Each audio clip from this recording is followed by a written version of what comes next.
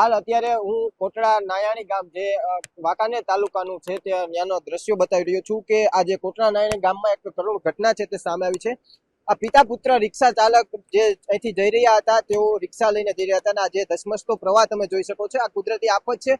તે કુદરતી આફતના જે પ્રવાહમાં તેઓ છે તે નીકળવા માટેનો પ્રયત્ન કરી રહ્યા હતા અને તેમની રિક્ષા છે તે આ પ્રવાહમાં ફસાઈ જવાના કારણે તેઓ છે તે પાણીના ધસમસતા પ્રવાહમાં તણાઈ ગયા હતા અને તેને લઈને આ પિતા પુત્ર છે તે આ તણાઈ જવાની ઘટના છે તે સામે આવી છે। કોટડા નાયાણી ગામ છે જેને ઘટના છે અને ખાસ કરીને વાત કરવામાં આવે તો ગામજનો દ્વારા છે અનેક વાર રજૂઆત કરવામાં આવી હતી, માંગ કરવામાં આવી હતી કે અહીંયા એક પુલ બનાવવામાં આવે કારણ કે આ રાજકોટમાં જવા માટેનો આ જે રસ્તો મેન રસ્તો કહેવાય છે ગામનો આ અનેક ગામોને લાગુ પડતો આ રસ્તો છે ત્યાં જે કોઝવે બનાવી દેવામાં આવ્યો છે પરંતુ પુલની જે માંગ હતી તે સ્વીકારવામાં ન આવી।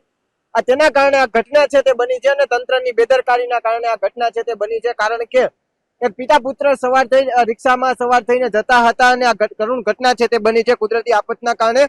જો વાત કરવામાં આવે તો જે આ અડાળા પાટિયા વિસ્તારમાંથી રહેતા સિરાજભાઈ ખમીસા કાતિયાળા ઉંમર વર્ષ 40 જે તેઓની છે અને તેઓ આ પ્રવાહમાં છે તે ભોગ બન્યા છે અને સાથોસાથ પુત્ર પણ બન્યા તેમનો ભોગ બન્યા છે।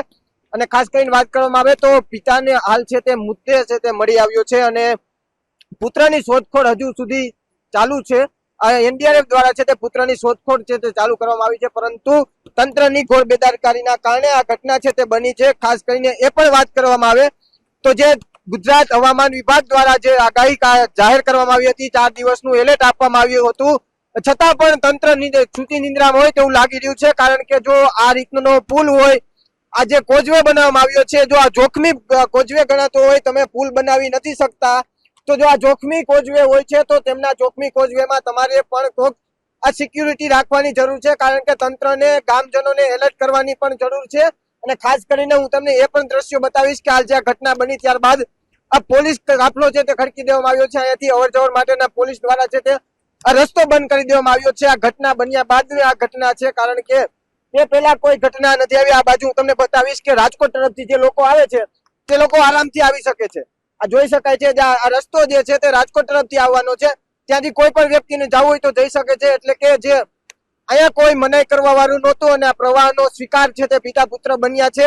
તંત્રની બેદરકારીના કારણે છે તે આ પિતા પુત્રનું આ જે આ પાણીના પ્રવાહમાં છે તે તણાયા છે અને તેના લીધે જ આ પિતાનું છે તે આ મૃત્યુ થયું છે। અને ખાસ કરીને જે આગાહી આપવામાં આવી હતી તેના લીધે તંત્ર ક્યાંક સૂતી નિંદ્રામાં હોય કારણ કે મોરબી વિસ્તારમાં જે આવતું આ જિલ્લામાં જે આવતું આ ગામ છે અને અહીંના ધારાસભ્ય સાથે વાતચીત કરવાનો પ્રયત્ન કર્યો તો ધારાસભ્યને આ ઘટનાની જ જાણ નહોતી। ધારાસભ્ય આ ઘટનાથી વાકેફ જ નહોતા એટલે કહી શકાય કે આ ગ્રામજનોને આમાં કોણ અત્યારે સહાયરૂપ થઈ શકે। આવી ઘટના કરુણ ઘટના બની છે છતાં પણ કોઈ તંત્ર નથી જાગૃત નથી તેમના સ્થાનિક ધારાસભ્ય જાગૃત તો જાગૃત કોણ છે કારણ કે જે હવામાન વિભાગ દ્વારા આગાહી આપવામાં આવી હતી છતાં પણ હાલ તંત્ર આ આગાહીના ભાગરૂપે જાગૃત જોવા નથી મળ્યું। જો આવો જોખમી પુલ હોય આવો જોખમી કોઝવે હોય ગામજનો અનેકવાર તમારી પાસે માંગ કરતા હોય કે અહીંયા પુલ બનાવી દો છતાં પણ તંત્ર દ્વારા જોખમી કોઝવે રાખવામાં આવે છે અને તેના કારણે અનેક લોકોના છે તે ભોગ લેવાય છે। ખાસ કરીને આજે જે આ પિતાનો છે તેમાં ભોગ લેવાયો છે અને જે પુત્રની